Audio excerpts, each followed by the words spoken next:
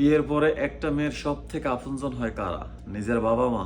না। নিজের ভাই বোন? না। বিয়ের পরে একটা মেয়ের সব থেকে আপন হওয়ার কথা স্বামী এবং স্বামীর ফ্যামিলির মানুষ। কিন্তু সেই স্বামীর ফ্যামিলির মানুষ যদি এইভাবে অত্যাচার করে একটা মেয়ের প্রতি শুধুমাত্র যৌতুকের টাকার জন্য, আর কিছু বলার নাই। একটা মেয়ে সবকিছু ছাইরা আপনাদের কাছে আসে, আপনাদেরকে বাবা মা হিসাবে গ্রহণ করে, আপনারা অপরিচিত একটা মানুষ। তারপর আপনারা যখন যৌতুকের টাকার জন্য এইভাবে অত্যাচার করেন, কতটুকু বাচ্চার বয়সটা, কতটুকু এই মানুষটার মেয়েটার বয়সটা কতটুকু, তার তো এখনো বুঝ ক্ষমতাই হয় না। আর আপনি তার উপর অত্যাচার করতেছেন যৌতুকের টাকার জন্য।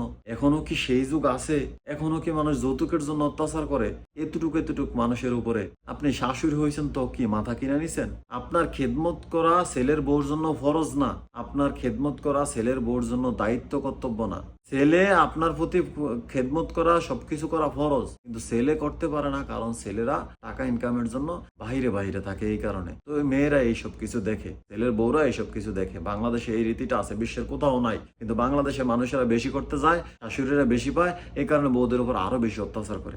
একটা বউরে আপনি কিভাবে এইভাবে মারতেছেন শুধুমাত্র তার যৌতুকের টাকার জন্য? আর এলাকার বাসীর এই যে যারা আছেন সবাই কিভাবে দেখতে আছেন? আমি ভিডিওটা দেখছি, সবাই দাঁড়ায় দাঁড়ায় দেখতে আছে, বউরে মারতেছে, সবাই ক্যামেরা দিয়ে ভিডিও করতেছে। আহ, কি আনন্দ!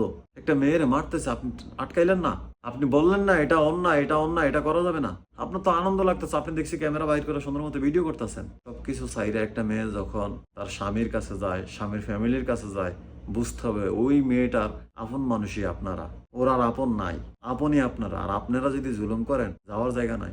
আর বাবা মারে বলি, মেয়েরে বিয়ে দেওয়ার আগে অবশ্যই ছেলের এবং ছেলের পরিবারের ব্যাকগ্রাউন্ড চেক করে দিবেন। ছেলের এবং ছেলের পরিবারের পারিবারিক শিক্ষা এবং আচার আচরণ দেখে দিবেন, টাকা পয়সাওয়ালা দেখে দিবেন না। আপনারাও অশান্তিতে ভুগবেন, আপনার মেয়েরও অশান্তি।